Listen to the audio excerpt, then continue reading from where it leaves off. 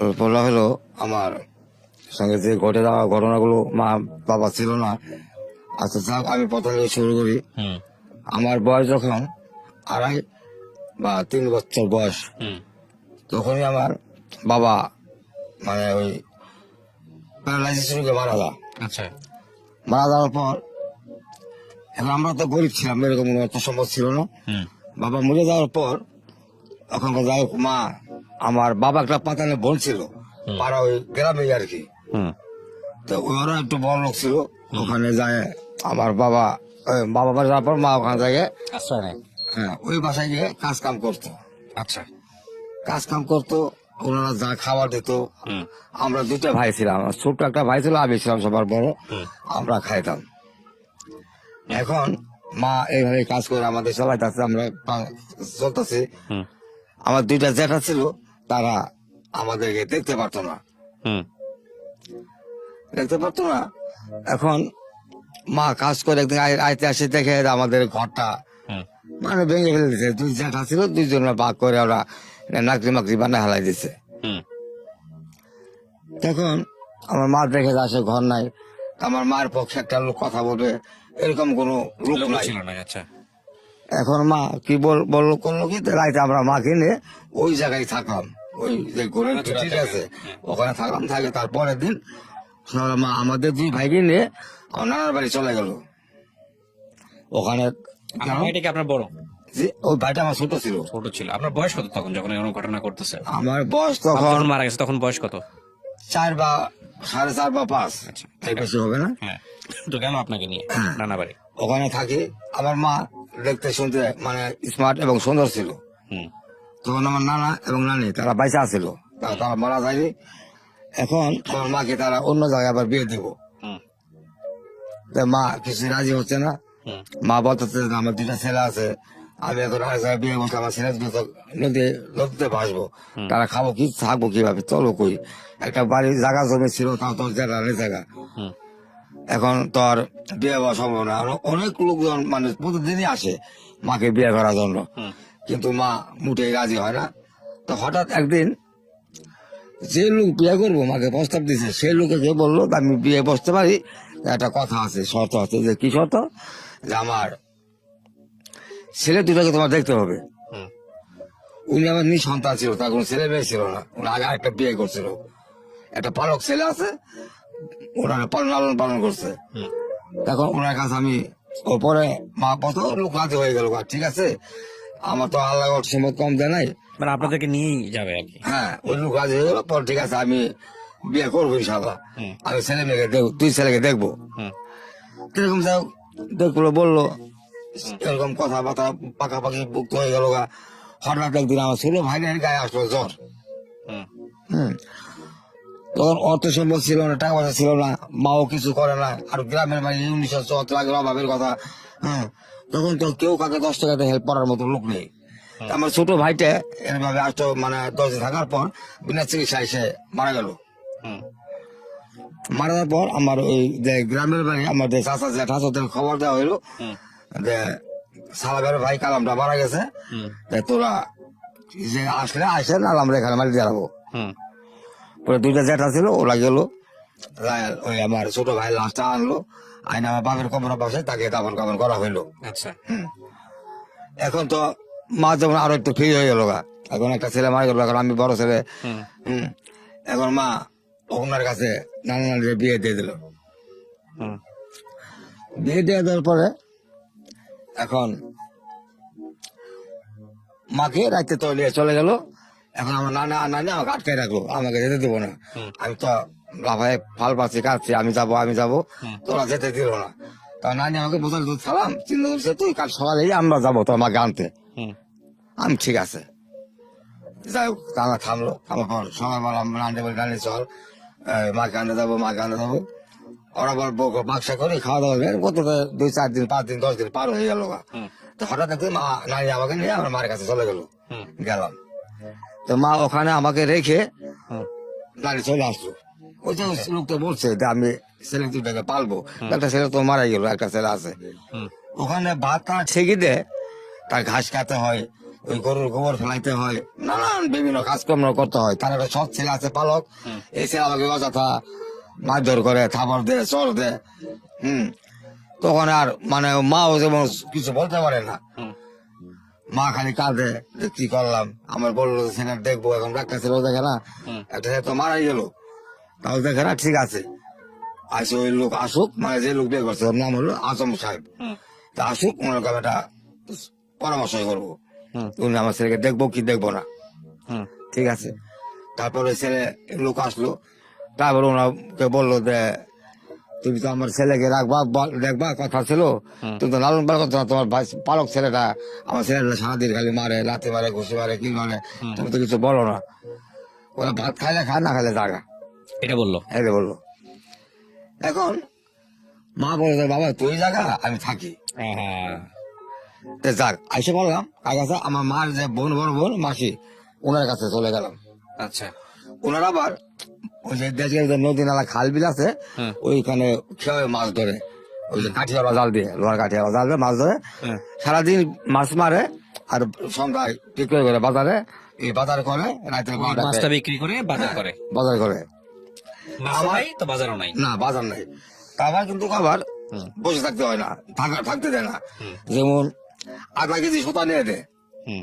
এই সুতা পাক দিতে হবে, মানে জাল বুনতে হবে। হ্যাঁ সুতা পাক দিতে হবে, আবার এই সুতা গোছাইতে হবে, হুম, তারপরে নাকি চোখাইতে হবে। হুম, 1 নম্বর মাসে খেতে গোবর দিত সারের জন্য, হুম। আমরা সব সেই করে নিয়ে পারতাম ক্ষেত থেকে, আহা। ওই যে মানে খড়ির জন্য, খড়ি না পারলে গোবর চুরি করতেন আর কি। হ্যাঁ গোবর, শুকনা গোবর আর কি। তো এইভাবে করতে করতে করতে তো অনেকদিন থাকলাম, অনেক দিতে ওরাও সেরকম আমার তো যত্ন করে না। আমি খাইলাম কি খাইলাম না, ওই যে বিকালবেলা হলে বাজারে ব্যাগটা নিয়ে বাজারে যাই, হুম, তাই মাছ বাজারে বসে থাকি, কখন সে আসবে মাছ বেচবে। হুম, তো যাই হোক, মাছ বেচতে রাতে 8টা 9টা বাজে, আবার বাজার করতে বেচছে, আমি একটা বাজার ব্যাগ নিয়ে ঘুরি। এই কথা আমার কোনো সময় বলে না, খালো সালাম এ নে 2 টাকা নে খা, হুম, তখন 2 টাকা দিলে তো অনেক কিছু, তো দিত না হুম, টাকা। আমি ছোট মানুষ, কিছু বলতে পারতাম না। ওই নানি কাছে আসি, নানি ওর ঠেলা টাকা, মাসি ওর ঠেলা টাকা, আমি তো কোথায় যাবো এখন, কার কাছে যাবো। তা আসলাম তো আমার জন্মস্থান যেখানে গোপালখিলা, হুম, ওখানে আসলাম। আইসে এখন আরো গ্রামের যে 2-4টা ছোট ছোট ছেলে মেয়ে আছে, বন্ধু বান্ধব, এদের সঙ্গে এই গাছের আম, ওই গাছের আম, এটা সেটা খায় আমি কোনো মতো আর কি বাঁচি, হুম, থাকি, খাই। কেউ যাইতে বেলা 2টা জ্যাঠা আমার, কেউ ডাক দিয়ে বলে না সালাম আয়া, তোরা ভাত খাই, আমার ছেলেগুলোকে ঘুমা। হুম, তা আমাদের দেশে বাড়ির যে আশেপাশে কারোর একটা কবরস্থান নাই। হুম, যে লোক মারা যা, তার ঘরের পিছে হোক, বাচ্চারের নিচে হোক, তার জায়গাতে হোক, বাড়ি দিব ওখানেই। তা আমাদের বাড়িটার চারদিকে খালি কবর আর কবর। আচ্ছা, হ্যাঁ, মানে আমি চাই কিন্তু ছোট মানুষ, আবার অনেক রাত হইতো, মানে রাত 12টা 1টা যখন বেজে যেত, হ্যাঁ, তখন দেখতাম ঝিম ঝিম ঝিম ঝিম শব্দ, ওই উমুক দিন উমুক মারা গেল, এই যেখানে কবরা দেখা যাচ্ছে, মানে এরকম মানে মনে হতাম জল্পনা কল্পনা থাকতো কই, থাকতেন কই আপনি ওই সময়? থাকতাম। মানে যে কেউ ঘর ঝড় জ্যাঠারা ঘরে নিত না, হ্যাঁ, আমাকে ওই বাড়িতে একটা উঠানের মাঝখানে একটা পেয়ারা গাছ ছিল, হ্যাঁ। এই পেয়ারা গাছে সারা বসে থাকতাম, আহারে। বসে থাকতাম। তো আমাকে তারা ভাত কাপড় কিচ্ছু দিত না, কেউ থাকবার জায়গাও দিত না। তো এইভাবে কতদিন থাকলাম, থাকার পরে আবার গেলাম নানির কাছে, হুম, নানি আবার নিয়ে গেলো মায়ের কাছে। মা আমার কষ্ট দুঃখ দেখে মা এবারে ভাত ছাড়ে দিল। ছেড়ে দিল ভাত। হ্যাঁ, ছেড়ে দেওয়ার পর আমার বড় মাসির কাছে আমার মা থাকে, ওর আমিও থাকি। ওই আমার বড় মাসি আমার মাকে অযথা গালাগালি মানে গালাগালি মুখামুখি করে, হ্যাঁ, বাতার একটা মরে গেছে, নানান বিভিন্ন বিশ্রী ভাষায় কথাবার্তা বলতো। হঠাৎ মায়ের গায়ে একদিন আসলো জ্বর, হুম, জ্বর আসলো। ওই যে আগে একটা কিন্তু রোগ ছিল কলেরা বসন্ত, হুম, শরীরে পৌঁছে গেছো গা। হুম, তখন তারা ভয় পাই গেল গা, ভয় পাই আমার মাকে পাঠিয়ে দিল হুম, যে তোর মার এনে বাইর থেকে বাইর হ। হুম, আমার নানির বাড়ি থেকে আমার ওই খালুর বাড়ি প্রায় 5-6 কিলোমিটার দূরে। হুম, তখন ওপেন রিক্সা বাস এগুলো কিছু ছিল না, গরু গাড়ি কিছু ছিল, আর ওই টুকিটাকি রিক্সা ছিল কয়েকটা। হুম, তাই পরে মাকে নিয়ে আমি সকাল 8টায় রওনা দিলাম, যেতে যেতে বিকাল হয়েছে, অথচ কিন্তু 1 ঘন্টা রাস্তা হাইটে গেলে ঠিক মতো। মা হাঁটতে পারে না তো, অসুস্থ। পরে মাকে নিয়ে যায়, বিকাল বেলা পৌঁছালাম। আমার নানি বলতেছে যে কি হয়েছে, তা আমি বললাম যে মার তো জ্বর, ওরা কত ভাত পোত খায় না, তা এখন ঠিক আছে ঘরে নিয়ে শোয়াই রাখ। হুম। হঠাৎ ওই যে শরীরের মধ্যে তো বসন্ত ছিল, এই আস্তে আস্তে বড় হইতে হইতে হইতে আমার পুরো শরীরের গন্ধ, বিশ্রী গন্ধ, তার বগলের কাছে কেউ যাইতে পারে না, তার শরীরের গন্ধে, আমার মার শরীরের গন্ধে। হুম। আমার কাছে গন্ধ লাগে, কিন্তু লাগলেও তো আমার মা তো, আমি তো মা যদি মরে গেতাম আমার দেখবো কে? হুম। তা আমি মাকে এটা সেটা খাওয়াইতাম, ওই ধরে বহাইতাম। কিন্তু মা ওই কলা পাতা পিছিয়ে তার উপরে শোয়াই রাখতাম, কোনো খেতা পাইছে ভিতরে সে শুইতে পারতো না, ঘুমাইতো না, পারতো না। আর তখনকার চিকিৎসা বলতে একমাত্র ছিল তিলের তেল হুম। আর পানি ভরা টানি ভরা। আর এই রোগটা যে গ্রামে একবার ঢুকতো সেই গ্রামকে গ্রাম ধ্বংস হয়ে যেত, কোনো লোক বাঁচতো না। হুম। তাই আমার মা তাদের ভাবে প্রায় 15-20 দিন থাকার পরে মাও তো মারা গেল। হুম। মাও মারা গেল। মারা যাওয়ার পর মাকে আর গোপাল ঘিরে আমাদের জন্মস্থান যেখানে মানে তার খবর দেওয়া হইলো না। হুম। দাঁড়াতে বলে আমার নানা, আমার নানা একটা ভাই, নানা, আমার মামা আর আমি। হুম। এই জানা যায় লোক আসলো না, একটা 10টা জানা যা দিয়েছি। হুম। আমার মা জানা যায় কোন গ্রামের লোক আসে নাই, কেন আসে না? এই যে আমাদের হইব এই রোগ, মানে একটু গ্রামকে গ্রাম সাপ হয়ে যায়। যা কি আসার পর আমরাই দুই নানা, আমরা মামা ভাগ্নে দুইজন, এই 4 জনে মিলে কবর খুঁজে মাকে রাতে দাফন কাফন করে দিলাম। আচ্ছা, করে আপনারা কি দেওয়ার মানে পর, হ্যাঁ, আপনার আপনার ধর্ম কি ছিল, হিন্দু না মুসলমান? মুসলমান। মুসলমান। আচ্ছা, তো যে মাসি বলতেছেন যে আমাদের দেশে মাসি বলে, মাসি বলে, মাসি আচ্ছা। বলে, খালা বলে। ঠিক আছে, তারপরে কি হলো? তো এখন এই 4 জনে মিলে কবর দিলেন? হ্যাঁ, ওরা মাকে কবর দিয়ে দিলাম। দেওয়ার পর এখন নানি আমার উপর সালাম, দেখ আমাদের সংসারে চলে না, তোর তো ফেলাইতে পারি না, যাক বাবা, না না এখানেও আমরা আছি, কদিন থাক, তোর যেটা আছে ওখানে কদিন থাক, এইভাবে তোর দিন আল্লাহ দিলে চলে যাবো গা। আমি ঠিক আছে, আর কি করবো, এই বসায় মা বাবা হারাইলাম, একটা ভাই ছিল ছোট, সেটাও হারাইলাম, পাঁচ বাইশে আছে আমি। যাক, ওই দেশের বাড়িতে আসি, গ্রামের বাড়িতে আমার নানা রে যেটা করে এনে ওই একই অবস্থা, পরিবর্তন নাই। ওই ছাড়া রাত সারাদিন এই গাছে রাম, ওই গাছে জাম, এটা সেটা খেয়ে থাকি। রাইতে বেলা ওই যে পেয়ারা গাছ তলে বসে থাকি, আমাকে ডাক দিয়ে কেউ ঘরে নেয় না। পরে গ্রামের একটি লোক আজও এখনো পয়সা আছে, আমার সেদিন দেখা হয়েছিল, এই লোকটাকে আমাকে বুদ্ধি দিল, সালাম তুই যদি এই গ্রামে থাকস, তুই না খাই মর যাবি গে, তুই এক কাম কর, তুই শেরপুর চলে যা, সে লোক তোর খাওয়ার কোনো অভাব পড়বো না। ওনার কথা শুনে উনি আমাকে 8 আনা বসে দিলেন বাজওয়ারা। বাজারে 8 আনা বসে নিয়ে আমি আসলাম শেরপুর শহরে। শেরপুর শহরে এসে ওই বাজারের ভিতরে তোমার চানাচুর, কালাই, বাদাম, নিমটে, এই বিভিন্ন দোকান আছে, ওগুলো সারাদিন টোকাই মোকাই খাই। কিন্তু খাই সারাদিন টোকাই খাই। যেমন আপনারা ভাত খাইছেন, আপনার 2টা ভাত ছুঁয়ে দিচ্ছেন থালের ভিতরে, ওই ভাতটি খাইতাম আমি, ওই মাছের মাথাটা চাবাই খাইতাম আমি, এই মানে আইটেম জাগে বলে জোটাজাটি, এগুলাই খাইতাম। এইভাবে খেতে খেতে খেতে খেতে আর প্রতিদিন সকালে আসি, আবার রাইতে চলে যাই আমার বাড়িতে। তো বাড়িতে গেলে তো লাভ নাই, ওই যে পেয়ার গাছে বসে থাকতে হয়, কোনো রাখতে ঘরে নাই না। তো এখন আমি এইভাবে থাকতে থাকতে থাকতে থাকতে একদিন মনে মনে ভাবলাম যে আমি আর আজ থেকে বাড়িতে যাবো না। তাই কি করবো, বাড়িতে গেলে বাড়িতে যায় তো আমার লাভ নাই, কারণ যেহেতু আমার পেয়ারা গাছ সারা বসে থাকতে হয়, কবর এদিকে কবর সেদিকে কবর, শিয়াল ডাকে, আমার ভয় ভয় লাগে আর কি। আমি থাকবো কোথায়? তখন ওই দিনে আমার জায়গা ঠিক কথা আছে, কোন জায়গায় রাতে ঘুমাবো। বাজারের ভিতরে হিন্দুতে একটা ঘর আছে, হ্যাঁ, ওই ঘরটা মুসলমান বাঙালিরা আটা, ময়দা, দুধ, সুজি মুজি বেছে, আর হিন্দুদের ওর বছরে ঘর একবার মানে কাজে লাগে, তারা কীর্তন করে। আচ্ছা, বছর একবার। আর এই ঘরে রাতের বেলা দেখি যে শত শত লোক ঘুমাই থাকে। আচ্ছা, আচ্ছা। হ্যাঁ, তা আমি ওই ঘুরতে ঘুরতে আমি দেখি যেমন একটু জোয়ান, একটু ইয়ং, ভালো গায়ক বগল দিয়ে ঘুমাই আমি। সকালবেলা দেখি যে মরে রয়েছে, ওইদিকে 5 জন মরে রয়েছে, ওইদিকে 2 জন মরে রয়েছে, মানে লাস্ট 2-4-10টা থাকতে প্রতিদিন। কেন? ওই যে অভাবে কারণে খাওয়া নাই, দাও নাই, বিয়া চিকিৎসা। হ্যাঁ, 1974 কথা রাখি, 74, হ্যাঁ, দুর্ভিক্ষ সময়।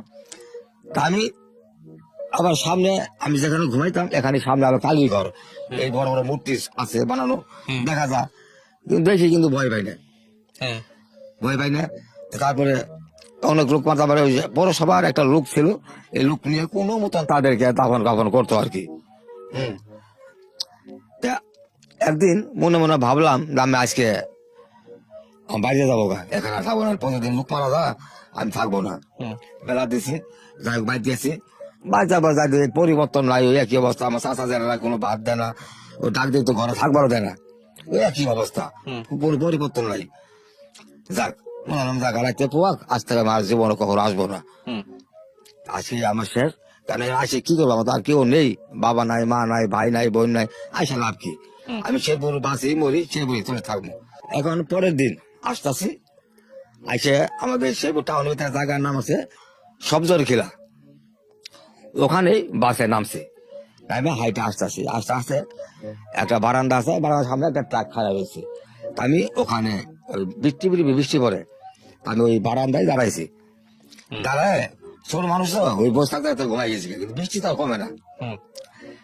ওই যে ট্রাকটা আছে, ট্রাকের চাকার নিচে বেশ কিছু টাকা বই রয়েছে।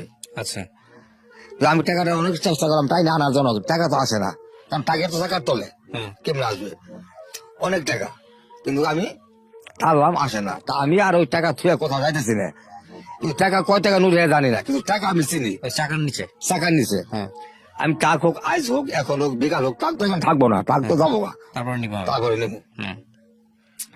সারাদিন বসে রয়েছি, সারাদিন এদিকে না খাওয়া না দাওয়া, ট্রাক নড়ে না। টাক তো আর সরে না, যার মানে ঘরটা তারই টাক, টাক তো আর যায় না। এভাবে করতে করতে সারাদিন আমিও নড়তাম না, টাকা ছুঁয়ে যাবো না, আমার কত টাকা আমি নিয়ে যাবো, আর যেহেতু টাকা দেখা গেত ওইটুকু আমার ঘুরে রাখছে মানুষ দিয়ে, আর কেউ না দেখে, আমি দেখছি তো দেখছি, আজ কেউ না দেখে আমি বসেছি। আস্তে আস্তে আল্লাহর রহমতে দিন গেল, কিন্তু টাকটা সন্ধ্যা দিত 10 মিনিট আগে এই ট্রেন আইসে আইডে এটা চাকা বাইরে আছে, তা সব ঠিকঠাক আছে কিনা। আমি আমার দিলটা মানে খুব সুন্দর এত টাক যাবো গা, এত টাক চলে যাবে। আমি দাঁড়ালাম, এটা একটা উঁচা গাড়ি রিক্সা দেন, চলেন, সব ঠিক আছে, মাল উঠাবো, ঢাকা আসবো মাল নিয়ে। আচ্ছা টাক তো গেল, আর আমি খাপ করে টাকাটা উড়ালাম, যে আমার এক মুঠ টাকা, আমার টাকাটা মোটে আনে না, ছোট মানুষ তো নেই তো, টাকা আমার এক মুঠ, কিন্তু বড় বড় নোট, কত টাকা নোট সেটা আমি জানি না, কত কত বলতে পারবো না। এই টাকাটা নিয়ে আমার শেরপুর টাউনে ঢুকলাম না, ইরান ব্যাগ গেলাম গা, কোথায়? আবার বাইরে চলে গেলাম বাড়িতে। আমার ছোট একটা যেটা ছিল, বড় যেটা আর ছোট যেটা, আমার বাপ ছিল সবার ছোট, সে আগে মারা গেছে। যেটাকে ওই টাকাটা আমি যেটাকে নিয়ে দিলাম হাতে, টাকা নিয়ে পাই তো খুব খুশি। আমার টাইম নিয়ে ঘর নিয়ে গেল গা, নিয়ে বলতেছে আমার জেডি রে, এই সালাম রে খাবার দে, খাবার দে। আমার জেডি কত তাদেরকে আগে খাবার দে, সারা না খাই রয়েছে। পরে জেডি ভাত দিল, যাক এখন ওই টাকাটা দেওয়ার পরে আমাকে আর কোনো গাল বন্ধ পারে না, খাবার টাইম মতো টাইমে খাবার দেয়। আমি যাক আল্লাহ দিলাম, হয়তো আমার কষ্ট শেষ, যারা টাইমে টাইমে খাবার দিয়েছে, না খাইলে জিগা খোঁজ খবর ল, খাইছস কিনা। আমি যাক আল্লাহ বুদ্ধ করে রহমত করছে, রহমত তো কই করবো, সপ্তাহখানি গেছে, আবার সেই আগের মতন আবার ঘরটায় বাইরে বাদ দেয় না, বাঁচাইতে গেলে কথা কামে কোথায় গেছে, তো বাপের খবর যায় বাচ্চা জেরি কথা। তার আবার আগের পরিস্থিতি হয়ে গেল, আবার এসে বললাম শেরপুর, আইসে ওই কালীর ঘরেই থাকি, একটা কালীর ঘর আছে সেই ঘরেই থাকি। হঠাৎ একদিন রাত প্রায় 2:30-3টা বাজে, ওই কালী ঘরটার ভিতরে যত লোক ছিল ঘুমান্ত, সবাইটাই ঘুরাইছে, মানে নোংরখানার লোক আইসে কাঠ দেবো। তা আমাকে ডাকে উঠাইলো, আমি উঠলাম, আমার ছোট্ট একটা হাতের ভিতরে একটা গেঞ্জি গায়ে, আর কিছু নাই, কাপড় চোপড় নাই, এইগুলাই গায়ে দিয়ে থাকি। পরে আমাকে জিজ্ঞাসা দে তোমরা কয়জন, আমি বললাম যে কয়জন মানে আমি একাই, আমার কোনো লোকজন নাই। পরে আমার একটা কার্ড দিল, আমি কার্ড দিয়ে কি করবো, তোকে কালকে নখানা উঠে দেওয়া হবে। আমি কোথায় তাকে দেওয়া হবে, ও ডাক বাংলা থানা দেখে। আমি ঠিক আছে যাবো, কটার সময় যখন খুশি তখনই। যাক কার্ডটা পাইতে আমি খুব খুশি হলাম, যে নখানা খাবার পাবো। ভালো হয়েছে, কারণ খাবার আর টেনশন থাকবো না। তাই কার্ডটা নিয়ে পরদিন গেছি নগরখানায়, যাই কার্ডটা দেখাইছি, একটা রুটি দিছে মাত্র, একটা রুটি আর কি আমার, আমি কামড়াই খাইতে আইতে বাজারে কুড়ি শেষ, আর পানি খাইছি, কিন্তু ওই টুকাই খাওয়া আমার অভ্যাসটা, কিন্তু মানে ও ভাই বলতে কি আমার খাইতে যাবো, না খাইতে মরবো না আমি। ওই যে মিষ্টি বানাই দেয়, মিষ্টি ছানার পানি, এইটা গ্লাস নিয়ে পিয়ে খাই, গ্লাস ভরে ভরে খাই। ওই হোটেলে একটা কাস্টমার সাথে খাবার বেশি বাড়ে বা ছাড়ে তো এই খাবার গুলো আমি খাই, ওই ছাড়ারা ওটা কিনে দেয় বেশি, আর ওরাই এই ভাটি খা। আমার কোন দোকানদারে দেওয়া যায় সেটা চা নিয়ে দে, একটা চা নিয়ে দিয়ে দেওয়া যায়, এক মুঠ বাদাম দিয়ে দে, কেউ এক মুঠ কালাই দিয়ে দে, এইভাবে চলতেছি খাইতেছি। ওর পরের দিন রাইতে আবার যখন ঘুমাইছি সকালে দেখি নগরখানে কাঠটা নাই, আমার কুচা থাকে চুরি করে নিয়ে গেছে। চুরি করে নিয়ে গেছে। আরে এখন কাঠটা গেছে কারণ তো রুটি পরদিন আবার নগরখানে গেছি, বলতেছে স্যার আমাকে রুটি দেন।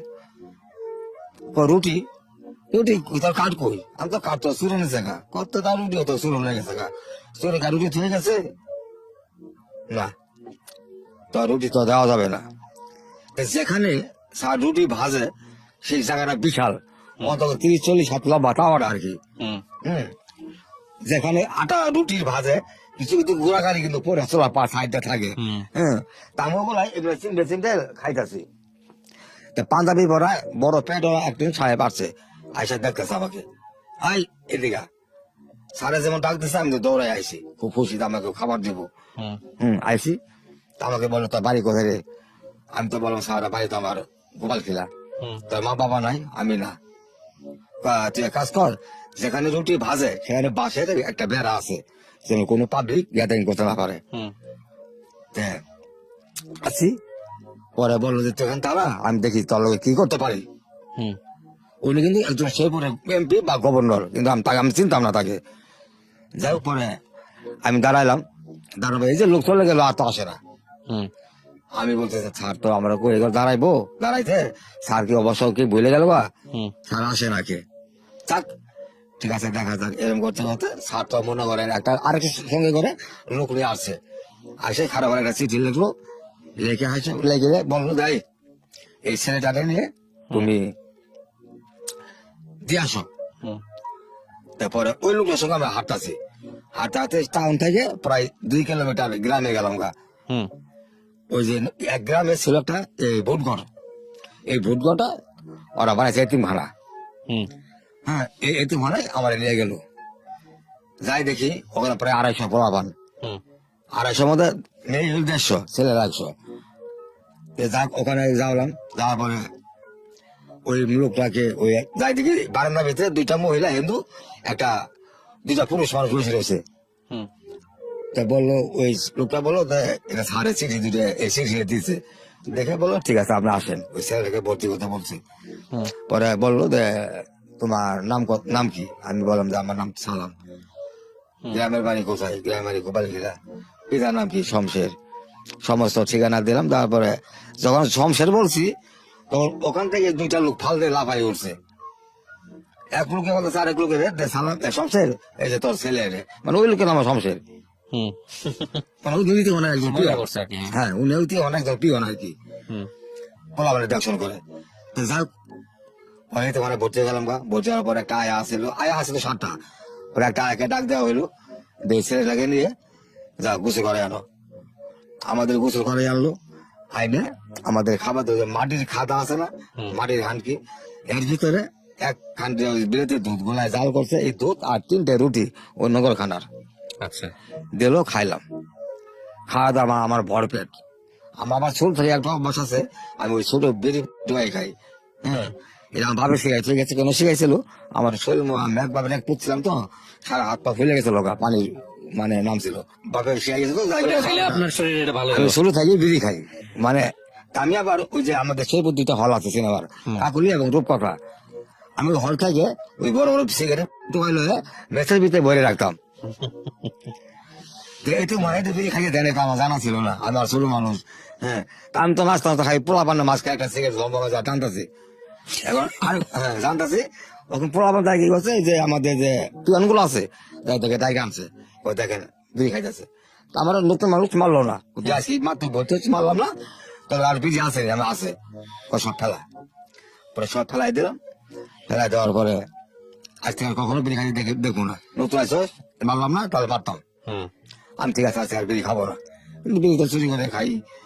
তারপরে উনি আমার খুব আদর যত্ন করতেন। এখন এভাবে থাকতেছি, পরের দিন আমাদের ওই ইতিমানের পাশে একটা ঈদগাহ মাঠ আছে, এই মাঠে আমাদের বোর্ডের ভিতরে একটা হিন্দু মহিলা আমাদের বাংলা পড়া, আবার বিকালবেলা একটা মাস্টার আসে ওই আরবি পড়া, আবার হাই স্কুলে আমাদের সবাইকে 250 বলাবার সবাই ভর্তি করে দিচ্ছে, সবাই আবার লেখাপড়া করি স্কুলে।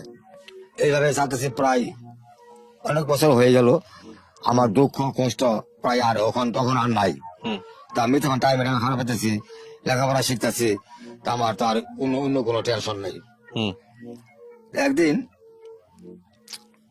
1900 হয়তো 80-82 হবে, হুম আমি মনে হয় এত বছর মার বাড়িতে যাই নাকি, অত পর আবার 80 সাল পর্যন্ত বাড়িতে যাই নাই। হুম ওরা মনে করছে সেই সালা বলতে মরে গেছে গা। তার 8-9 বছর পরে আমি তোমাদের ছুটি দিলাম হুম হিন্দু মহিলাতে, আমি দাদি আমাকে একটু ছুটি দিতে হবে। হুম তুই ছুটি দেখিনি, তোর মা নাই, বাবা নাই, ভাই নাই, বোন নাই। আমি না, দেশে ওই গ্রামে বাড়ি কিছু আছে, এগুলো দেখতে যাও। কবে আমি কাজে যাই বলুন। আমাকে 5 লাখ টাকা দিল হিন্দু মহিলা, গাড়ি ভাড়া, হুম। না বাস ভাড়া। পরে গেলাম, একটা রাখছিলাম তো, 8 বছর পরে গেছি, তখন একটু বড় হয়েছি মোটামুটি, তখন আর অবহেলা করলো না। হুম আমরা রাইতে খাবার দিল, ঘর রাখতে দিল, পরদিন আবার না করে মাইসে বললাম, হুম আইসে বললাম, আইসে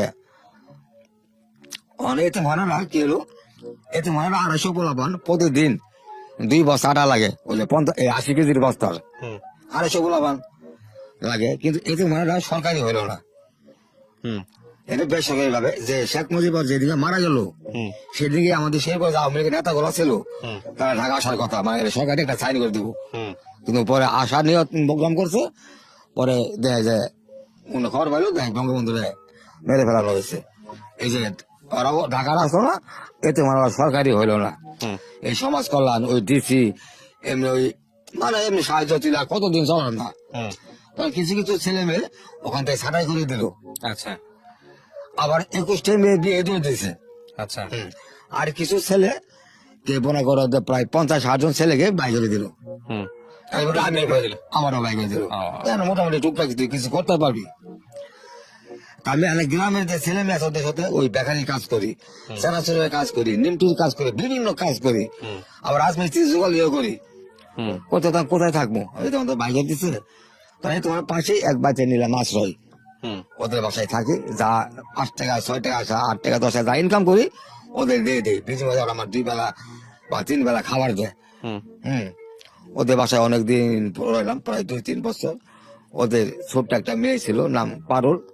ওরা মনে হলো ভাবছে যে ছেলেটা কেউ নাই, বাপ নাই, মা নাই, আমার একটা মাত্র জি, এই ছেলের কাছে আমার মেয়েটাকে আমি হুম বিয়ে দিব। তা আমার তো মা বাবা নাই, 48 আছে, কি বিয়ে দিব? হুম ওরা তো মেয়ের 6টা ভাই আর রাজি না, তা আমার একটা মাত্র বোন, আমি কিছু ঘনা করে রাখতে বিয়ে মুখে, হুম আমার শ্বশুরও রাজি না। তা আমার ওই বাড়িটা আবার আমার শাশুড়ির নেই, হুম আমার শাশুড়ির বাড়ি, আমার শ্বশুরের বাড়ি না। শ্বশুর থাকতো ঘর জামাই, হুম আমার শাশুড়ির মানে অনেক ক্ষমতা। হুম। তা আমি যা বলবো সেটাই হবে, আমি কারো কথা মানবো না, সারা মাস আমার মেয়ে দেবো, এটাই ঠিক। আপনার পছন্দ করছে হ্যাঁ, মেয়ে কিন্তু ষোলো, এতটুক হুম মেয়ে ছোট। তো যাই হোক, এইভাবেই থাকতেছে, বিয়ে দিব বলতেছে ওরা, হুম। কিন্তু কবে দিব, দেয় না বিয়ে। তা আমি ওই সময় মনে হয় ভাবছি যে বিয়ে দিয়ে না, তাহলে আমি কি করবো না। না ওদের পরামর্শে চলা ফেরা করতেছি, খাইতেছি, থাকতেছি। মেয়ে আস্তে আস্তে প্রায় 1-1.5 বছর 2 বছর পার হয়ে গেল গা, আমি একটু সবল হলাম, বড় হইলাম, এই মেয়েটাও একটু বড় হয়ে গেল গা। হুম আমি এতে মনে আবার একটা কথা বলে গেছিলাম, এতে মানে একটা পিয়ন আয়া ছিল, হুম এই আয়ারে আমরা 250 ছেলে মেয়ে ছিলাম, তাকে আমরা মা ডাকতেন মা ডাকতাম। হুম হম এই তার একটা মেয়ে আছে, তার 2টা মেয়ে, একটা রহিমা একটা রাহেলা। এই রহিমার আমাকে বিয়ে দিব। হুম আমাকে একদিন ডাক দিনে বলে, সালাম তো রহিমা কেমন লাগে? আমি রহিমা তো ভালোই লাগে, কেমন লাগে বাবা? তো তোমার সাথে বিয়ে দিতে চাই, বিয়ে করবি? আমি দিলে তো করবো। হুম এখনকার মানে ওখানে এই যে দিলে করবো, লগলা আমাকে 100 টাকা দিল। হুম। আমি 100 টাকা দিয়ে কি করবো? প্যান্ট কিনবি, জুতা কিনবি, শার্ট কিনবি। হুম আমি আচ্ছা, তো কিনার পরও আরো মনে হয় 15-20 টাকা বাইসে গেছিল। 100 টাকা দিয়ে জুতা প্যান্ট শার্ট কেনার পরে হুম 100 টাকা দিয়ে বিয়ের সাজ পোশাক হয়ে গেছে। লুঙ্গি কিনছিলাম 30-35 টাকা, লুঙ্গি দামি লুঙ্গি কিনছিলাম, মানুষ তখন দামি তো কম ছিল। হুম কত সালের গল্পটা চাচা? এটা হলো 80। বিয়ে করছেন কত সালে মনে আছে? আমার বিয়ে করছিলাম, আমার শরীর মনে আছে, প্রথম একটা বিয়ে করছিলাম 88-তে। 88-তে না, 88 তো আমার বড় মেয়ে পেটে। হুম হ্যাঁ, একসাথে ক্ষমতায় আসলো যখন, তখন আর সেই সময় হ্যাঁ, ওর প্রথম বিয়ে, তারপর একসাথে ক্ষমতায় আসলো, বিয়ে মাইক নিলাম। আর তো হ্যাঁ 100 টাকা দিয়ে জিনিসপত্র কিনছেন তারপর হ্যাঁ, এরপর তারপর তো আসলাম, আইনে হচ্ছে শার্ট প্যান্ট মাকে দিলাম, মায়ের যে শার্ট প্যান্ট জুতা কিনে আছে, মা তো দেখে খুব খুশি হইলো, বলে ঠিক আছে তোমার বিয়ে আজকে না কালকে হবে। হুম ওই যে বাট আমি ছিলাম এতদিন, আর অত শুনছে সালাম তো রহিমের বিয়ে করতেছে। হুম এখন এতিম খানারে ওই মহিলা আর এই বাড়ির মহিলা বিশাল ঝগড়া। হুম তার পাশে একটা চেয়ারম্যান ছিল, সৈতালি চেয়ারম্যান নাম, ওনার ছেলে জনাবদিন জনু, উনি এসে সে দলিল লেখে হুম ওনাকে ডাক দিল, আমার ওই শাশুড়ি হুম জানাল হুন সালাম দে এই কথা বোঝা হরে হুম একটু বোঝা, বলে আমার ডাক দেয় নেই সালাম মারে যা কথা আছে। হুম পরে গেলাম যে হারাম আমার অনেক গালে মাঝে বললো, মানে ভালো মন্দ বললো যে তুই তো মারা মেয়ের বিয়ে করবি, তোর বাড়ি নাই ঘর নাই, ওই ছেলের বাড়ি নাই ঘর নাই, আজকে যদি তোমাকে বাইক করে কালকে গেছে থাকবি কই বনে। হুম হারাম দাদা তুই ধরে মারে বাদ দে, তুই পারুলের বিয়ে কর, হুম পারুলের বাপ আছে মা আছে সবাই ভাই আছে জায়গা তুমি সবই আছে, হুম তুই তোমাকে বাইক করতে যাবি কোথায়। তো আমরা চিন্তা করার পরে আমরা কথা তো ঠিকই কইছো, আমরা তো কিছু ভাবি নাই। হ্যাঁ ঠিক আছে আমি রহিমের বিয়ে করবো না, আমরা ওই পারুলকে বিয়ে করবো। যাক পারুলকে পরে বিয়ে করলাম, মানে বিয়ে ওই বিয়ে ভেঙে দিলাম। ওরা এরা বিয়ে দিব কিন্তু দেয় না, দেবো দেয় না। তারপরে আমি আমার সম্বন্ধে বউকে বললাম তো ভাবি আপনারা আমাকে বিয়ে পালুকে রহিমাকেও বিয়ে করতে দিলেন না, আমি তো পালুকেও বিয়ে দিতেছেন না, দিলেন না, তা আমি তো আমার বিয়ে মাথাতে বিয়েটা লস হয়ে গেল, হুম বলতে পারলাম না।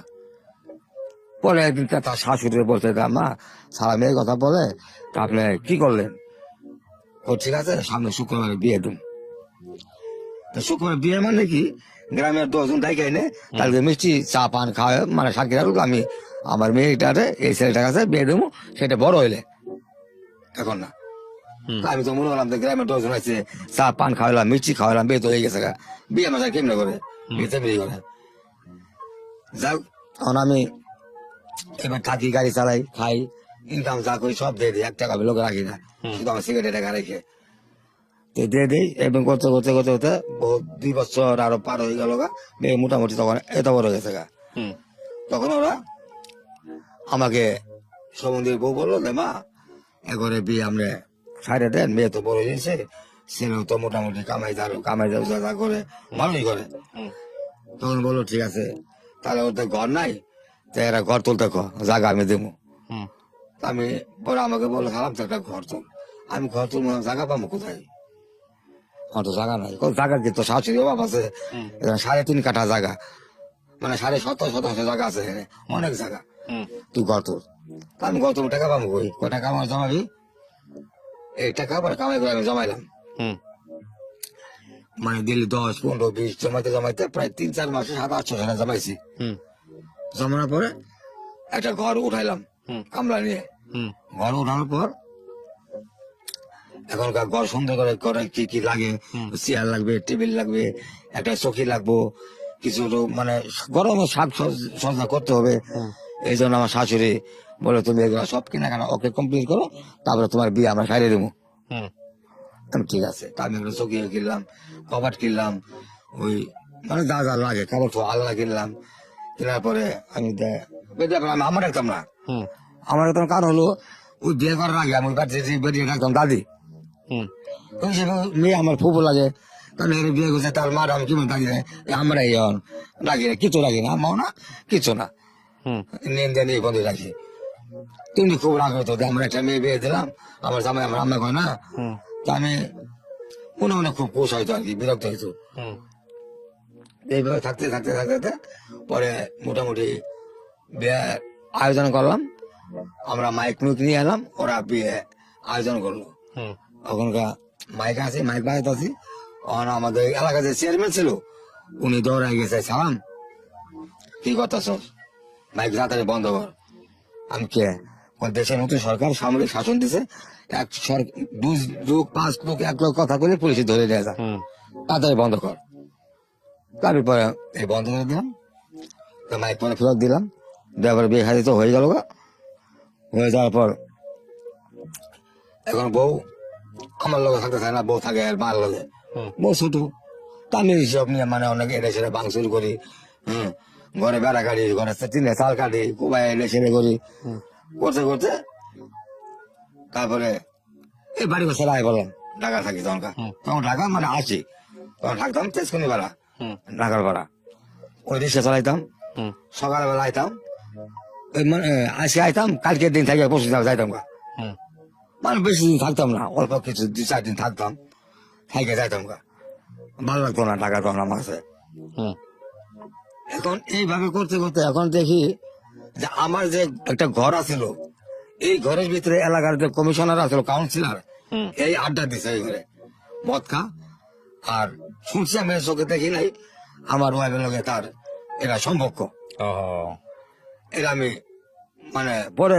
কোন সময় দেখি রেখে হুম শুনছেন শুধু শোনার কথা আর কি। মানুষের কাছ থেকে শুনছেন হ্যাঁ তো যাই হোক, না শোনার কথা মানে আবার সরকারি যদি পৌরসভাতে কোনো অনুদান আসতো হুম। ওর আগে পাইতো টিউবওয়েল আগে পাইতো বিদ্যুৎ কার্ড যে কোনো জিনিস হুম। ওটা আগে দিত আপনার স্ত্রীকে আমার স্ত্রীকে আমার শাশুড়িকে দিত আচ্ছা হম দিত তা আমি মনে মনে ভাবলাম যে ঠিকই তো আর সারা রাত ঘরে মদ খা তা নিশ্চয়ই কোনো সম্পর্ক রয়েছে আবার আমার সম্বন্ধে একটা এটা চামচা হুম বুঝছি আমার সম্বন্ধেরও একটা চামচা হুম উনি ওনার সঙ্গে ই করে আর কি চামচামি করে তারপরে আপনি মিল পাইলেন হ্যাঁ একটা সম্পর্ক ওদের সাথে রয়েছে এটা আমি একটু বুঝতে পারলাম আর কি হুম তা আমার সঙ্গে আমার ওয়াইফ কথাবার্তা বলে না হুম তা আমার কাছে যেন কেমন কেমন লাগে এলাকার বাড়ির আশপাশ বাড়ির মানুষ এরকম ঘটনা আমরা দেখি আর এই লুঙ্গি ভাই ছাড়া কি করে এখানে টাউনে সেপুর মাঝখানে ওদের বাড়ি এখানে গ্রামে এসে থাকে নিশ্চয়ই কোনো কারণ আছে আমি তো জানি না দেখি নাই এখন শোনা কথা কি আর করবো হুম এখন এই বউ আমাকে আর পছন্দ করে না হুম ওই আমাকে তুই তাই ব্যবহার করে খারাপ ব্যবহার করে মানে আমার এমন কাইলা হুম মানে কাইলা পর্যন্ত কালো কালো, আমাকে তুই আমার বাড়ি থেকে বাইর আমি তুই আমার আছে দেওয়ার ডিভোর্স দিবি আমি কালকে বিয়ে করবো হুম আরেক লোককে তো আমি খুব একটা রাগি ছিলাম এখন তো আমার রাগ নাই তখন আমার মাথা রক্ত হইতে করতো আমি এই ব্যাপার নিয়ে আমার সমুদ্রে কয়েকবার পেরেছি তা যাই হোক পরে ডিভোর্স দিলাম মানে ডিভোর্স দিয়ে দিলাম হুম আমি কালকে দিব তাকে এক্ষণে দিয়ে দেবো হুম কারণ আমার লোক থাকে না কমিশনের সঙ্গে সম্পর্ক তা আমি তো আর কি করবো কারণ শুরু থেকে এত বছর কষ্ট করে লালন পালন করে বড় করলাম এসে টাউন থেকে বাদ খাই না খাওয়ায় এখন তুই আমাদের সঙ্গে কথাবার্তা কস না তুই আরেকবার সম্পর্ক করো তার তো আমার কোনো দরকার নাই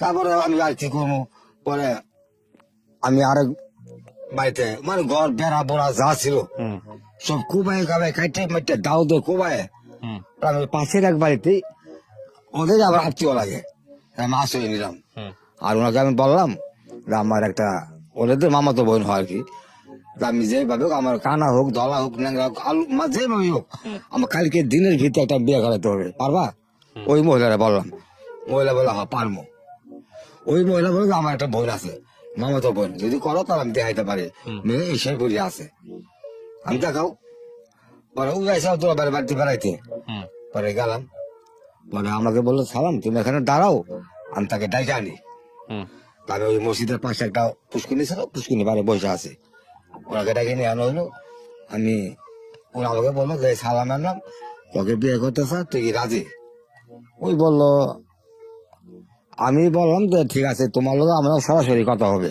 এখানে কোনো ঘটকের মাধ্যমে কথা হবে না আমি তোমার বিয়ে করতে চাই তুমি কি রাজি হুম আমার সাথে বিয়ে বসবা চিন্তা ভাবনা করে কথা বলবো হ্যাঁ বমু হুম তুমি বললো চলো তোমাদের গ্রামে যাবো তোমার বাড়ি কই করলে ওই কুমড়ি আমি চলো কুমড়ি যাবো হুম গেলাম হরতালের দিন ছিল হাইটে হাইটে বাইট গেলাম ওদের বাড়িতে যাওয়ার পর হুম এখন দেখি একটা ঘর আছে ওদের কিন্তু ঘরের কোনো বেড়া নাই হুম এত বিশ্রী অবস্থা এত খারাপ অবস্থা পরিস্থিতি হুম হ্যাঁ আমরা 4টে লোক এখান থেকে গেছিলাম আমার তারা সারাটা দিন না খাওয়া রাখছে রাত 10টা পর্যন্ত কেন না খাওয়াই রাখছে তাদের ঘরে খাবার ছিল না প্রত্যেক দিব আমাদের এই আমার শ্বশুর প্রত্যেক দিন সারাদিন ঘোরাফেরা করে কারো কাছে 10 কেজি ধান আনছে কত করে হুম রাতে 8টা বাজে আইনে এই ধান সিদ্ধ করছে ওই আবার কড়াইতে ভাজছে আবার ঢেকিতে ওটা চাউল ভাই করছে হুম ভাই করে এই পাক করে রাতে আমাদের 12টার সময় ভাত দিচ্ছে খাবার আরে বাবা মানে ওরা তো খুব অভাবে ছিল পরে আমি ওই ঘরে মহিলারে বললাম যে আমাদের এত এত ভাত দিল কে, আমরা সকালবেলা এসে সারাদিন না খাওয়া। হ্যাঁ, ওরপর আমাদের বলে সালাম একটু সমস্যা ছিল, এই লেগে তোমাদের দেরি হয়েছে, সমস্যা মানুষের না খাই রাখবো। আচ্ছা 12 মতো আমরা মেয়ে বেঁধে বলে বলতে হবে যাইতাম গা, বলে না মানে ওই ইতিহাস বলে না। হলো এটা। হ্যাঁ, হ্যাঁ, আমি ঠিক আছে যাও, এইভাবে ওদের বাড়ি 3 দিন রইলাম। 3 দিন থাকে পরে মেয়েটাকে বিয়ে করলাম। বিয়ে করার পরে তো আমি বিয়ে করার পরে 2 দিন পরে বদলাছি, দেখো আমি তো তোমার বিয়ে করলাম, আমি তো তোমাকে কিছু দিতে পারলাম না। তা আমি যাই হোক, আমি ঢাকা যাই, সেমিজে চলাই কিছু টাকা পয়সা জমাই আসে, তোমার আমি শাড়ি কাপড় মানে যা কিছু লাগে সব দিয়ে ঢাকা লই যাবো। আর আমার এখানে তো কিছু নাই, সেরকম বাড়ি নাই, গাড়ি নাই, ঘর নাই, দর নাই, কই থাকবো, চলো ঢাকায় যাবো গা। তবে ওনারা নিয়ে তুই আইসে বললাম আমি ঢাকা। ঢাকা এসে ওই করি, রিক্সা চালাই, এই টিভিগেট রিক্সা চালাই। আর এর মধ্যে 1500 টাকা জমাইছি, প্রায় 1 মাসের মতন থাইকে জমাইছি। জমানোর পর ওই মেয়ের চাচা ছিল এখানে, ওনার লোক আমি বন্ধু বান্ধব মতো চলতাম, ওনাকে বললাম তো কাকা আসি একটু আমার লোকে সবাই একটু মহাখালী বাজার যায়, আমি কিছু কিনবো। আচ্ছা ঠিক আছে। তা আমিও দুপুরে খাওয়া দাওয়া করে রেডি হয়েছি, কিছু কেনাকাটা করবো, এই টাইমে দিকে আমার বউ হাজির। আচ্ছা, যেটা পরে বিয়ে করলাম আর কি, আইসা হাজির। আমি কি ব্যাপার, আমি আর তোমার কিছু কেনাকাটা করবো? আইসা বললাম বলে আসো না, দেশে বাবা না খাই মরতেছে, এটা গায়ে পড়ছে। আমি যা গাইছো খুব ভালো হয়েছে, তা আমার টাকা দিয়ে পারবো। পরে আমি একটা ঘর নিলাম, রুম ভাড়া টিভিগেট নিলাম 200 টাকা করে ঘর ভাড়া। পরে বাজার যায়, ডেক পাতিল স্টোভ মিস্টোভ যা কিছু লাগে সংসারে সবকিছু কিনলাম। কেনার পরে তখন আমরা এই সংসার মনে করেন একাই চালাইতেছি ঢাকায়। ঢাকা। এই যে তখন টিভিগেট বস্তি না, ওই 7 তলা থাকতাম আর কি। এইভাবে করতে করতে করতে করতে আমার একটা বড় মেয়ে হইলো, নাম সালমা। মেয়েটা হইলো, মেয়েটা মোটামুটি তার মেয়েদিকে থাকতে থাকতে ওই কুলে নেই কাহে নেই নিতে, আগের যে আমার স্মৃতিগুলা ছিল পিছনে, সেই স্মৃতিগুলা ভুলে গেছেন? সেগুলা আমি ভুলে গেলাম। মেয়ের দিকে তাকায়, হ্যাঁ মেয়ের দিকে তাকায় মেয়েটা বিয়ে দিলাম। মেয়েটা বড় হইলো, আমরা পরে মিরপুরে মেয়েটাকে বিয়ে দিছি। মেয়েটা এখন বর্তমানে 2 ছেলে, এক মেয়ের আর আমার ছেলে 4টা। আচ্ছা, তো এখন চাচা আপনি করেন কি সংসার? এখন আমি সংসার বলতে আমি ওই বউ আছে, দ্বিতীয় বউটা আছে আপনার? হ্যাঁ পরে বড় আছে। আচ্ছা, এখন কি করেন আপনি? আমি এখন বর্তমানে ওই যে গুলশান 2 নম্বর 68 নম্বর ওই একটা কাজ চাকরি করি, গার্ডের, সিকিউরিটি গার্ড। সিকিউরিটি গার্ডের। আচ্ছা, তো এই গল্পটা আপনি আমাদের এখানে বললেন কেন? বললাম আমাদের অনেক গল্প, আমি অনেক সময় অনেক এই যে আমি নাইট ডিউটি যখন করি, আমি এই গল্পগুলো খুঁজি কোন চ্যানেলে হয়। আচ্ছা, বিভিন্ন রকমের গল্প আছে, আমি শুনি, টিপতে থাকি চ্যানেল, টিপতে টিপতে গল্প শুনি, ভালো লাগে। তার ভালো লাগে মানে তোমার সে তো সহজেই অনেক পচা গল্প দেখেছি, শুনি, কোনো মজার কথা না, গল্প করা ভালো লাগে না, তারপরে প্রচার হয়। তাই আমি আবার লেখাপড়া নাই দিকে আমি ইংলিশে লিখতে হয়, মেসেজ টেসেজ দিতে পারি না। তখন একটা নাম্বার কালেক্ট করলাম, মানে আমি যে বয়সের সময় নাম্বার বলে না, এডমিটের সময় বিদ্যুতের সময় সেগিতে তার ঘাস খাতে হয়, ওই গরুর গোবর ফেলাইতে হয়, নানান বিভিন্ন কাজকর্ম করতে হয়। তার একটা সব ছেলে আছে পালক, এই ছেলে আমাকে অযথা মারধর করে, থাপড় দেয়, চর দেয়। তখন আর মানে মাও যেমন কিছু বলতে পারে না, মা খালি কাঁদে যে কি করলাম। আমার বললো ছেলে দেখবো, এখন ডাক্তার ছেলেও দেখে না, একটা ছেলে তো মারাই গেল, তাও দেখে না, ঠিক আছে আসে ওই লোক আসুক, মানে যে লোক বিয়ে করছে ওর নাম হলো আজম সাহেব, তা আসুক, ওনার কাছে একটা পরামর্শ করবো, উনি আমার ছেলেকে দেখবো কি দেখবো না। ঠিক আছে, তারপরে ছেলে লোক আসলো, তারপরে ওনাকে বললো যে তুমি তো আমার ছেলেকে রাখবা, দেখবা, কথা ছিল, তুমি তো লালন পালন করছো না, তোমার পালক ছেলেটা আমার ছেলেটা সারাদিন খালি মারে, লাথি মারে, ঘুষি মারে, কি মারে, তুমি তো কিছু বলো না। ওরা ভাত খাইলে খা, না খাইলে জাগা, এটা বললো? এটা বললো। এখন মা বলে বাবা তুই জাগা, আমি থাকি, যাক আইসে বললাম কার কাছে, আমার মার যে বোন, বড় বোন মাসি, ওনার কাছে চলে গেলাম। আচ্ছা, ওনার আবার ওই যে দেশের যে নদী নালা খাল বিল আছে, ওইখানে খেয়ে মাছ ধরে, ওই যে কাঠিওয়ালা জাল দিয়ে, লোহার কাঠিওয়ালা জাল দিয়ে মাছ ধরে, সারাদিন মাছ মারে, আর সন্ধ্যায় বিক্রি করে বাজারে, এই বাজার করে রাতের মাছটা বিক্রি করে বাজার করে, বাজার করে। আমার তো বাজারও নাই, না বাজার নাই, তা আমার কিন্তু আবার বসে থাকতে হয় না, থাকতে দেয় না। যেমন 1/2 কেজি সুতা নিয়ে দেয়, এই সুতা পাক দিতে হবে, মানে জাল বুনতে হবে। হ্যাঁ সুতা পাক দিতে হবে। আবার এই সোতা গোছাইতে হবে, হুম, তারপরে নাকি জোগাইতে হবে। হুম, 1 নম্বর মাসে খেতে গোবর দিত সারের জন্য, হুম। আমরা সব সেই করে নিয়ে পারতাম ক্ষেত থেকে। আহা। ওই যে মানে খড়ির জন্য, খড়ি না পারলে গোবর চুরি করতেন আর কি। হ্যাঁ গোবর, শুকনা গোবর আর কি। তো এইভাবে করতে করতে করতে তো অনেকদিন থাকলাম, অনেক দিয়েছে ওরাও তো এরকম। আমি তো যত্ন করে আমি খাইলাম কি খাইলাম না। ওই যে বিকাল বেলা হলে বাজারে ব্যাগটা নিয়ে বাজারে যাই, হুম, তাই মাছ বাজারে বসে থাকি, কখন সে আসবে মাছ বেচবে। হুম, তো যাই হোক, মাছ বেচতে রাতে 8টা 9টা বাজে, আবার বাজার কোথায় বেচতেছে, আমি একটা বাজার ব্যাগ নিয়ে ঘুরি। এই কথা আমার কোনো সময় বলে না, খালো খালাম এই নে 2 টাকা নে খা। হুম, তোমার 2 টাকা দিলে তো অনেক কিছু, তো দিত না হুম, টাকা। আমি ছোট মানুষ, কিছু বলতে পারতাম না। ওই নানি কাছে আসি, নানি ওর ঠেলা টাকা, মাসি ওর ঠেলা টাকা। আমি তো কোথায় যাবো এখন, কার কাছে যাবো? তা আসলাম তো আমার জন্মস্থান যেখানে গোপালখিলা, হুম, ওখানে আসলাম। আইসে এখন আরো গ্রামের যে 2-4টা ছোট ছোট ছেলে মেয়ে আছে, বন্ধু বান্ধব, এদের সঙ্গে এই গাছে রাম ওই গাছে রাম, এটা সেটা খায় আমি কোনো মতো আর কি বাঁচি, হুম, থাকি, খাই। কেউ যাইতে বেলা 2টা জ্যাঠা আমার কেউ ডাক দিয়ে বলে না সালাম আয়া, তোরা ভাত খাই, আমার ছেলেগুলোকে ঘুমা। হুম, তা আমাদের দেশে বাড়ির যে আশেপাশে কারোর একটা কবরস্থান নাই। হুম, যে লোক মারা যা, তার ঘরের পিছে হোক, বাচ্চারের নিচে হোক, হুম। তার জায়গাতে হোক, বাড়ি দিব ওখানেই। তা আমাদের বাড়িটার চারদিকে খালি কবর আর কবর। আচ্ছা।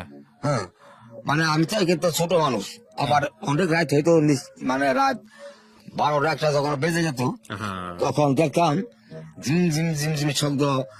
ওই অমুক দিন অমুক মারা গেল, এই যেখানে কবর দেখা যাচ্ছে, মানে মানে মনে হতো জল্পনা কল্পনা আপনারা করতে। রাখতো কই, থাকতেন কই আপনি ওই সময়? থাকতাম মানে যে কেউ জ্যাঠারা ঘরে নিত না, হ্যাঁ, আমাকে ওই বাড়িতে একটা উঠানের মাঝখানে একটা পেয়ারা গাছ ছিল, হ্যাঁ। এই পেয়ারা গাছে সারা বসে থাকতাম, আহারে। বসে থাকতাম। তো আমাকে তারা ভাত কাপড় কিচ্ছু দিত না, কেউ থাকবার জায়গাও দিত না। তো এইভাবে কতদিন থাকলাম, থাকার পরে আবার গেলাম নানির কাছে। হুম। নানি আবার নিয়ে গেলো মায়ের কাছে। মা আমার কষ্ট দুঃখ দেখে মা বেটা ভাত ছাড়িয়ে দিল। ছেড়ে দিল ভাত। হ্যাঁ, ছেড়ে দেওয়ার পর আমার বড় মাসির কাছে আমার মা থাকে, ওর আমিও থাকি। ওই আমার বড় মাসি আমার মাকে অযথা গালাগালি মানে গালাগালি মুখামুখি করে। হ্যাঁ, বাতার একটা মরে গেছে, নানান বিভিন্ন বৃষ্টি ভাষায় কথাবার্তা বলতো। হঠাৎ মায়ের গায়ে একদিন আসলো জ্বর। হুম, জ্বর আসলো, ওই যে আগে একটা কিন্তু রোগ ছিল কলেরা বসন্ত, হুম, শরীরে পৌঁছে গেছো গা। হুম, তখন তারা ভয় পাই গেল গা, ভয় পাই আমার মাকে পাঠিয়ে দিল হুম, যে তোর মার এনে বাইর থেকে বাইর হ। হুম, আমার নানির বাড়ি থেকে আমার ওই খালুর বাড়ি প্রায় 5-6 কিলোমিটার দূরে। হুম, তখন ওপেন রিক্সা বাস এগুলো কিছু ছিল না, গরু গাড়ি কিছু ছিল, আর ওই টুকিটাকি রিক্সা ছিল কয়েকটা। হুম, তাই পরে মাকে নিয়ে আমি সকাল 8টায় রওনা দিলাম, যেতে যেতে বিকাল হয়েছে, অথচ কিন্তু 1 ঘন্টা রাস্তা হাইটে গেলে ঠিক মতো। ওই মা হাঁটতে পারে না তো, অসুস্থ। পরে মাকে নিয়ে যায়, বিকাল বেলা পৌঁছালাম। আমার নানি বলতেছে যে কি হয়েছে, তা আমি বললাম মার তো জ্বর, ওরা কত ভাত ভাত খায় না। যে, এখন ঠিক আছে, ঘরে নিয়ে শোয়াই রাখ। হুম, হঠাৎ ওই যে শরীরের মধ্যে তো বসন্ত ছিল, এই আস্তে আস্তে বড় হইতে হইতে হইতে পুরো শরীরের গন্ধ, বিশ্রী গন্ধ। তার বগুলের কাছে কি কেউ যাইতে পারে না, তার শরীরের গন্ধে, আমার মার শরীরের গন্ধে। হুম, আমার কাছে গন্ধ লাগে, কিন্তু লাগলেও তো আমার মা তো, আমি যে মা যদি মরে যেতাম আমার দেখবো কে। হুম, তা আমি মাকে এটা সেটা খাওয়াইতাম, ওই ধরে বহাইতাম। কিন্তু মা ওই কলা পাতা দিতে তার উপরে শোয়াই রাখতাম, কোনো খেতা পাইছে বিতে সে সইতে পারতো না, ঘুমাইতো না, পারতো না। আর তখনকার চিকিৎসা বলতে একমাত্র ছিল তিলের তেল হুম, আর পানি ভরা টানি ভরা। আর এই রোগটা যে গ্রামে একবার ঢুকতো, সেই গ্রামকে গ্রাম ধ্বংস হয়ে যেত, কোনো লোক বাঁচতো না। হুম, তাই আমার মা তাদের ভাবে প্রায় 15-20 দিন থাকার পরে মাও তো মারা গেল। হুম, মাও মারা গেল। মারা যাওয়ার পর মাকে আর গোপাল ঘিরে আমাদের জন্মস্থান যেখানে মানে তার খবর দেওয়া হইলো না। হুম, দাঁড়াতে বলে আমার নানা, আমার নানা একটা ভাই, নানা আমার মামা আর আমি। হুম, এই জানা যায় লোক আসলো না, একটা 10টা জানাজা দিয়েছি। হুম, আমার মা জানা যায় কোনো গ্রামের লোক আসে নাই, কেন আসে না, এই যে আমাদের হইব এই লোক, হুম, মানে একটু গ্রামকে গ্রাম সাপ হয়ে যায়। যাই হোক, আসলাম পর আমরা এই 2 নানা, আমরা মামা ভাগ্নে 2 জন, এই 4 জনে মিলে কবর খুঁজে মাকে রাতে দাফন কাফন করে দিলাম। আচ্ছা। ওরে আপনারা কি দেওয়ার মানে পর, হ্যাঁ, আপনার আপনার ধর্ম কি ছিল, হিন্দু না মুসলমান? মুসলমান। মুসলমান, আচ্ছা। তো যে মাসি বলতেছেন যে, আমাদের দেশে মাসি বলে, মাসি বলে, মাসি আচ্ছা। বলে, খালা বলে। ঠিক আছে, তারপরে কি হলো? তো এখন এই চারজনে মিলে কবর দিলেন? হ্যাঁ, ওরা মাকে খবর দিয়ে দিলাম। দেওয়ার পর এখন নানি আমার উপর সালাম, দেখ আমাদের সংসারে চলে না, তোর তো ফেলাইতে পারি না, যাক বাবা, না না এখানেও আমরা আছি, কদিন থাক, তোর যেটা আছে ওখানে কদিন থাক, এইভাবে তোর দিন আল্লাহ দিয়ে চলে যাবো মা। আমি ঠিক আছে, আর কি করবো, না এই বসায় মা বাবা হারাইলাম, একটা ভাই ছিল ছোট, সেটাও হারাইলাম, ওরা কত বাইসে আছে আমি। যাক, ওই দেশের বাড়িতে আসি, গ্রামের বাড়িতে আমার নানা রে না, যেটা করে না, ওই একই অবস্থা, পরিবর্তন নাই। ওই সারা রাত সারাদিন এই গাছে রাম, ওই গাছে জাম, এটা সেটা খেয়ে থাকি, রাতের বেলা ওই যে পেয়ারা গাছ তলে বসে থাকি। হুম, আমাকে ডাক দিয়ে কেউ ঘরে নেয় না।